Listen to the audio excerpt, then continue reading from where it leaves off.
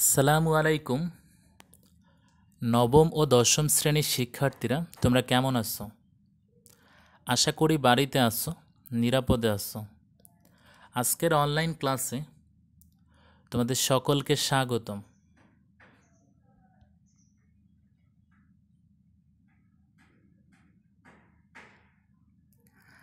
আমি মোহাম্মদ তালহা রাশেদ, সিনিয়র সহকারী শিক্ষক গণিত, Ibne Taslima Nasir school and college, Angaria, Shariatpur.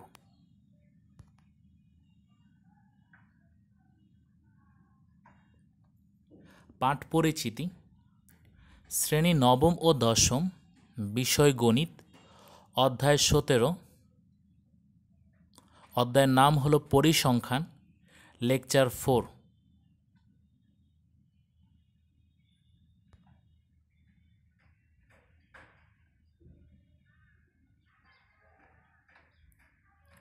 পাঠ শিরোনাম: সংক্ষিপ্ত পদ্ধতিতে গড় নির্ণয়।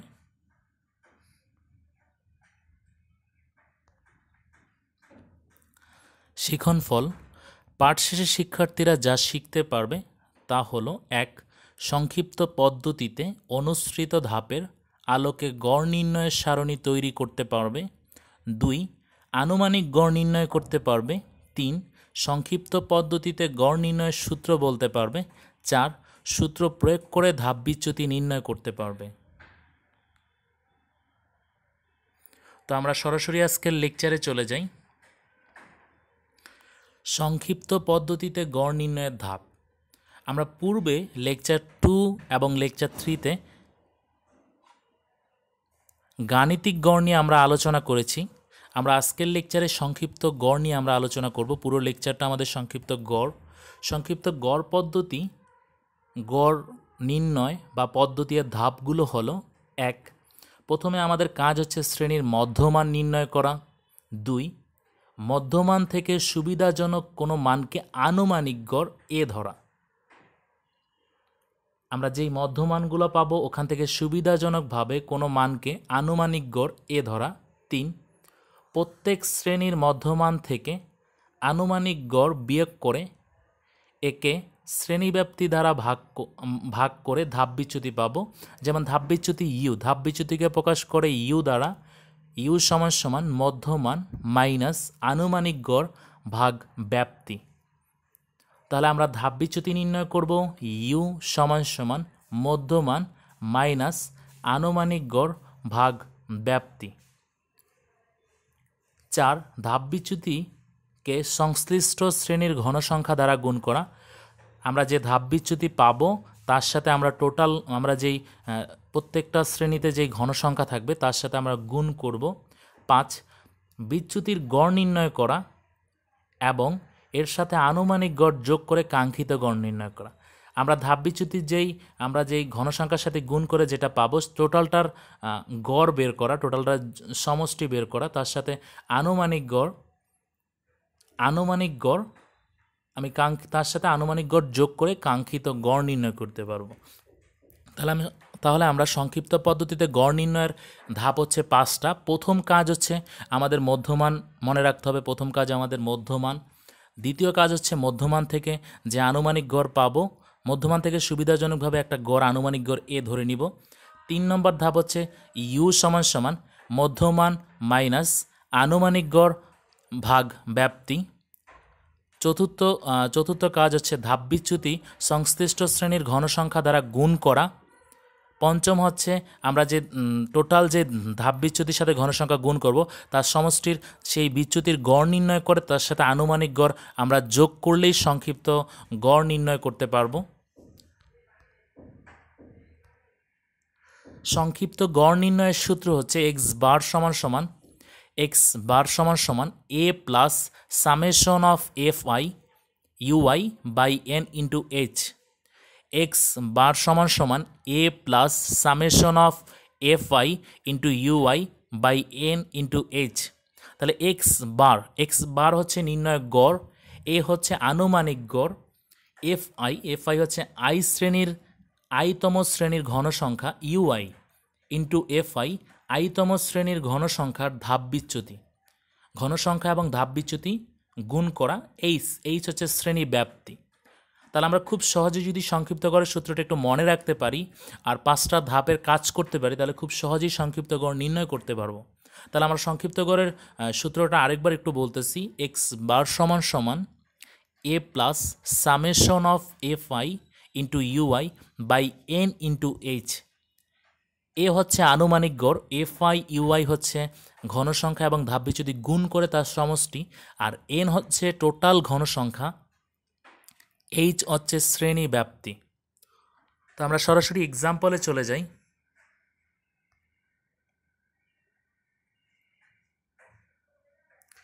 ঘনসংখ্যার নিবেশ সারণীর নিম্নরূপ, সংক্ষিপ্ত পদ্ধতিতে গড় নির্ণয় করো। আমাদের একটা ঘনসংখ্যার সারণী দেওয়া আছে, সেখান থেকে আমাদের সংক্ষিপ্ত গড় নির্ণয় করতে বলা হয়েছে। আমাদের শ্রেণী ব্যবধান এবং ঘনসংখ্যা দেওয়া আছে। শ্রেণী ব্যবধান 45 থেকে 49, তার ঘনসংখ্যা হচ্ছে 1। 50 থেকে 54, তার ঘনসংখ্যা হচ্ছে 3। তারপর হচ্ছে 55 থেকে 59, তার ঘনসংখ্যা হচ্ছে 11। 60 থেকে 64, তার ঘনসংখ্যা হচ্ছে 22। 65 থেকে 69, তার ঘনসংখ্যা হচ্ছে 7। 70 থেকে 74, তার ঘনসংখ্যা হচ্ছে 5। এই টোটাল ঘনসংখ্যার সারণীটার আমাদের সংক্ষিপ্ত গড় বের করতে হবে। তো আমরা সরাসরি সমাধানে চলে যাই।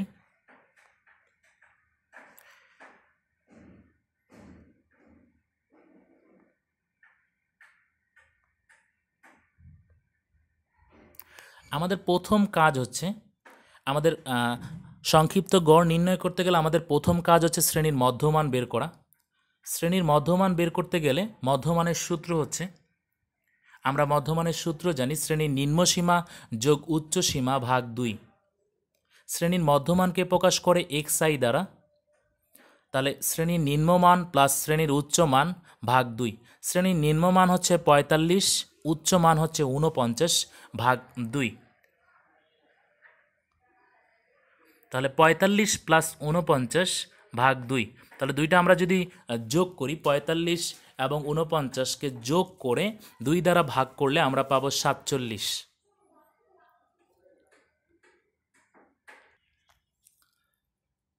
তাহলে আমরা প্রথম শ্রেণী ব্যবধানের মধ্যে প্রথম যে ঘর আছে 45 থেকে 49, তার মধ্যমান পেলাম 47, 47 পেলাম। তা আমাদের দ্বিতীয় ঘরে আছে 50 থেকে 54। 50 থেকে 54, 50 হচ্ছে নিম্নসীমা, 54 হচ্ছে উচ্চ সীমা। 50 যোগ 54 ভাগ 2, তা আমাদের 104 ভাগ 2। 104কে 2 দ্বারা ভাগ করলে আমরা পাবো 52। একইভাবে আমরা 55 থেকে 59, 55 থেকে 59 যদি এর মধ্যমান বের করতে হয়, 55 হচ্ছে নিম্নসীমা, 59 হচ্ছে উচ্চ সীমা। 55 যোগ 59 ভাগ 2, তাহলে 55 এবং 59 আমরা যদি যোগ করি তাহলে আমরা পাবো 114। 114কে 2 দ্বারা ভাগ করলে আমরা পাবো 57। তারপরে ঘরে আছে 60 থেকে 64। 60 হচ্ছে নিম্নসীমা, 64 হচ্ছে আমাদের উচ্চ সীমা। 60 যোগ 64, তাহলে আমরা পাবো 124। 124 ভাগ 2, তাহলে আমরা পাবো 124রে 2 দ্বারা ভাগ করলে পাবো 62। এভাবে 65 থেকে 69 পাবো 67। 70 থেকে 74 পাবো আমরা 72। আমরা যদি প্রথম সংখ্যাটা, মধ্যমানের প্রথম সংখ্যাটা 47 বের করার পর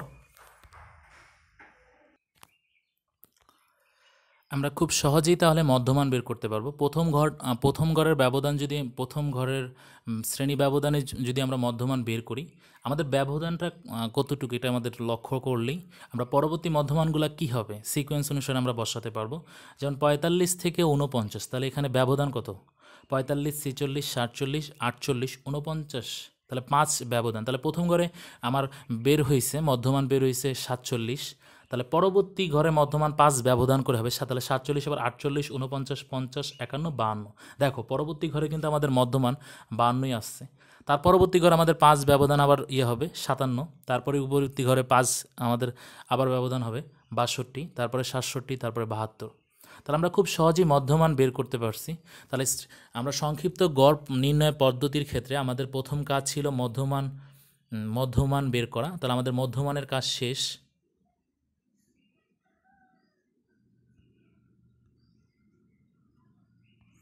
তো আমাদের এখন কাজ হচ্ছে আমাদের আমরা এই মধ্যমান থেকে একটা আনুমানিক গড়, সুবিধা মতো একটা আনুমানিক গড় ধরে নিতে হবে। একটু লক্ষ্য করো,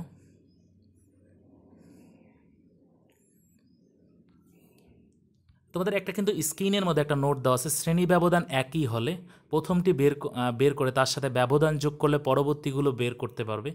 ঠিক আমি যে কথাটা বললাম, প্রথমটা বের করতে পারলে পরবর্তীটা ব্যবধানটা যোগ করেই জাস্ট অটোমেটিক বের করতে পারবে।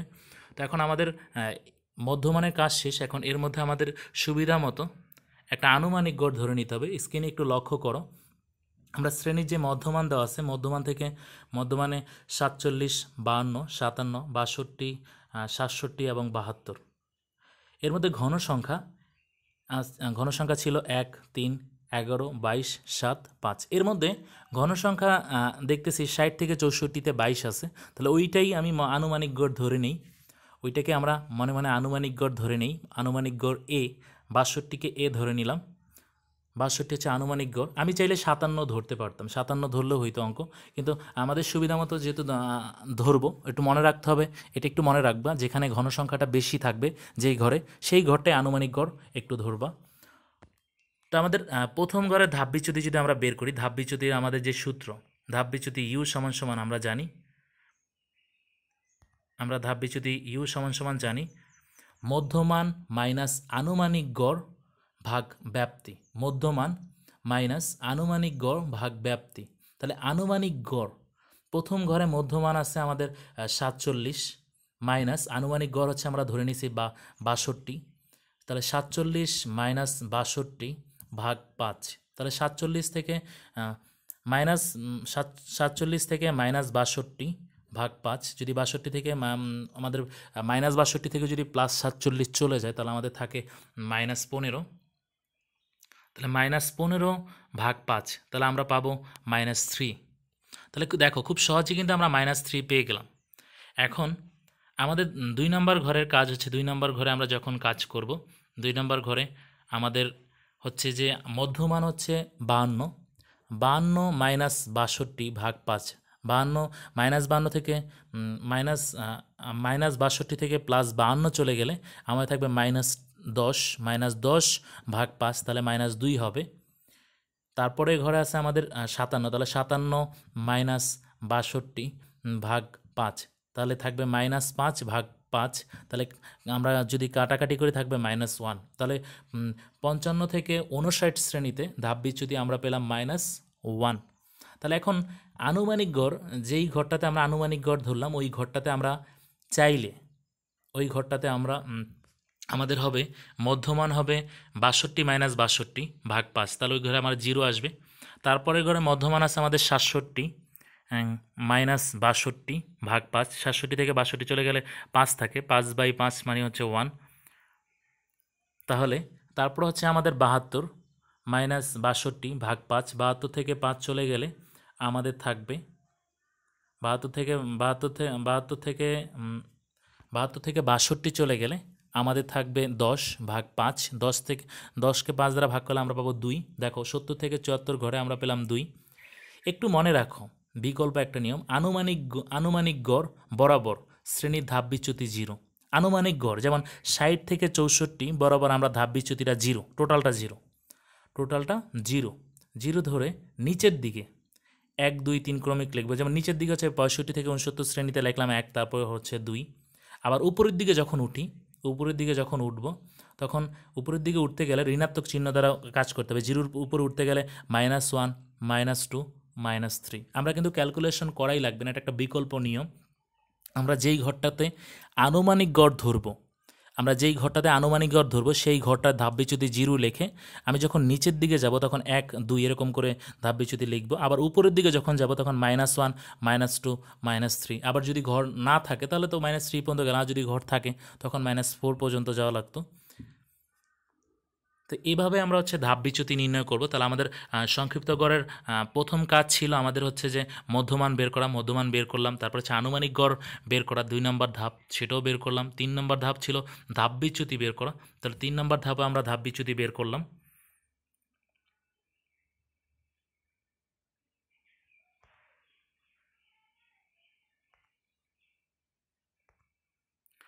এখন আমার কাজ হচ্ছে 4 নম্বর কাজ হচ্ছে ধাপ বিচ্যুতি এবং ঘনসংখ্যা গুণ করা।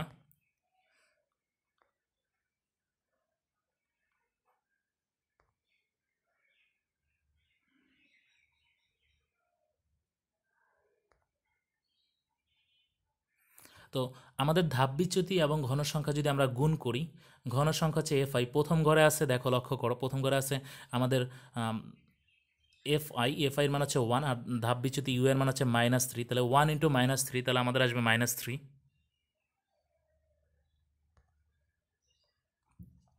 দ্বিতীয় ঘরে আছে আমাদের 3 গুণ -2, তাহলে আসবে -6। তারপরে 3 নম্বর ঘরে আছে আমাদের 11 গুণ -1, তাহলে আসবে -11। তারপর হচ্ছে 22 গুণ 0, তাহলে আসবে আমাদের 0। তারপর হচ্ছে তারপরের 65 থেকে 69 শ্রেণীতে আমাদের ঘনসংখ্যা হচ্ছে 7, 7 গুণ 1, তাহলে আমাদের হবে 7 × 7। তারপরে 70 থেকে 74 শ্রেণীতে আমাদের ঘনসংখ্যা হচ্ছে 5, তাহলে 5 গুণ 2, 5 2 × 10। এখন আমি টোটাল ঘনসংখ্যা এবং টোটাল ধাপবিচ্যুতির আমি সমষ্টি বের করব। তাহলে সমষ্টি summation of F I you I, টোটালটা যদি আমরা ক্যালকুলেশন করি আমরা পাবো -3। টোটাল মানটাকে আমরা ক্যালকুলেশন করে আমরা পাবো -3, আর টোটাল নাম্বার মানে টোটাল ঘনসংখ্যা হচ্ছে 49। তো আমাদের সংক্ষিপ্ত গড় পদ্ধতির যে 5টা ধাপ ছিল, 5টা ধাপের কাজ শেষ। প্রথম কাজ আমরা করলাম মধ্যমান, দ্বিতীয় কাজ করলাম আনুমানিক গড় নির্ণয়, 3 নম্বর কাজ করলাম ধাপ বিচ্যুতি ইউআই, 4 নম্বর কাজ হচ্ছে যে ঘনসংখ্যা ও ধাপ বিচ্যুতি। আমরা 4টা কাজ এফ আই ইউআই আমাদের কাজ করা হয়ে গেছে, সমষ্টি বের করা হয়ে গেছে। এখন আমি পঞ্চম ধাপের কাজ করব, সূত্রের প্রয়োগ করব। তো আমরা সংক্ষিপ্ত গড়ের সূত্র জানি A plus summation of F I UI into H by N. তাহলে এর মান হচ্ছে আনুমানিক গড়ের মান হচ্ছে আমাদের স্ক্রিনে একটু লক্ষ্য করা, আমাদের আনুমানিক গড় যে আমরা ফ্লো চার্ট যে শকে পেলাম, আনুমানিক গড় হচ্ছে 62 plus summation of F I U I, F I U এর মান হচ্ছে -3,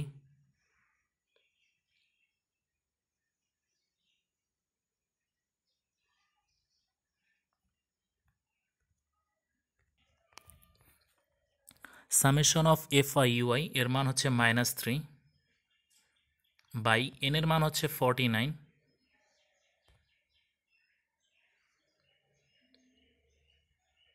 গুণ এইচ এর মান হচ্ছে 5।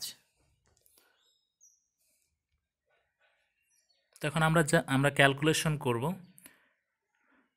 যেমন দেখো 62 প্লাস -3, -3 আগে একটা মাইনাস আছে, প্লাসে মাইনাস এখানে মাইনাস হয়ে যাবে, তাহলে -3 × 5 = 15 ভাগ 49, 62 মাইনাস 3 × 5 = 15 বাই 49।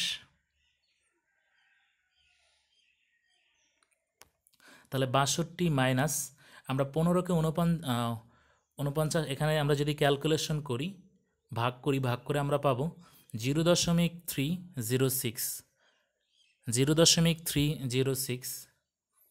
তাহলে 62 থেকে 0.306 যদি আমরা বাদ দিই তাহলে আমরা পাবো 61.694, 61.694, আমরা পাবো 61.694। তাহলে আমরা টোটাল সংক্ষিপ্ত গড়ের উত্তর পাবো 61.694 বা 61.694। আজকের লেকচার থেকে আমরা কতটুক শিখলাম তার উপর মূল্যায়ন।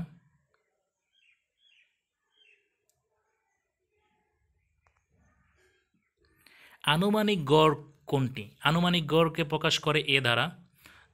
2 সংক্ষিপ্ত পদ্ধতিতে গড় নির্ণয়ের সূত্রটি কি? 3 বিচ্যুতি নির্ণয়ের সূত্রটি কি বলো। তাহলে সংক্ষিপ্ত একে হচ্ছে আনুমানিক গড় কে প্রকাশ করে এ দ্বারা। এ আমি কিভাবে নিব? এ হচ্ছে মধ্যমান থেকে সুবিধা মতো করে এ আমি নিব। 2 সংক্ষিপ্ত পদ্ধতিতে গড় নির্ণয়ের সূত্র কি? সংক্ষিপ্ত পদ্ধতিতে গড় নির্ণয়ের সূত্র হচ্ছে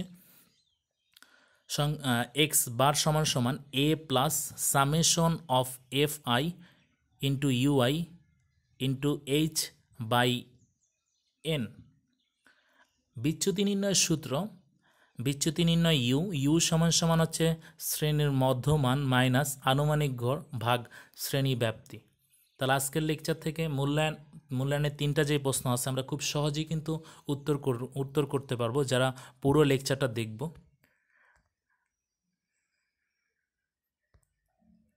আজকের লেকচারের আলোকে তোমাদের বাড়ির কাজ হলো একটা ঘনসংখ্যার নিবেশ সারণী দেওয়া আছে। ঘনসংখ্যার নিবেশ সারণী সংক্ষিপ্ত পদ্ধতিতে গড় নির্ণয় করো। এখানে শ্রেণী ব্যবধান এবং ঘনসংখ্যা দেওয়া আছে। এখান থেকে আমার সংক্ষিপ্ত পদ্ধতিতে গড় নির্ণয় করতে হবে। তোমরা বাসায় অবশ্যই এটা প্র্যাকটিস করবা। আমি একটু তোমাদের যাতে একটু তোমরা একটু সহযোগিতা করার জন্য, তোমরা যাতে বাসায় সলভ করতে পারো খুব সহজেই, একটু আমি জাস্ট সহযোগিতা করে দিচ্ছি। সহযোগিতার হচ্ছে আমরা যখন সংক্ষিপ্ত গড় নির্ণয় করব, প্রথম কাজ হচ্ছে আমরা মধ্যমান বের করব। 2 নম্বর কাজ হচ্ছে আমাদের সেই মধ্যমান থেকে আনুমানিক গড় এ ধরে নিতে হবে। 3 নম্বর কাজ হচ্ছে আমি ধাপবিচ্যুতি নির্ণয় করতে হবে। ধাপবিচ্যুতির সূত্র হচ্ছে মধ্যমান মাইনাস আনুমানিক গড় ভাগ ব্যাপ্তি।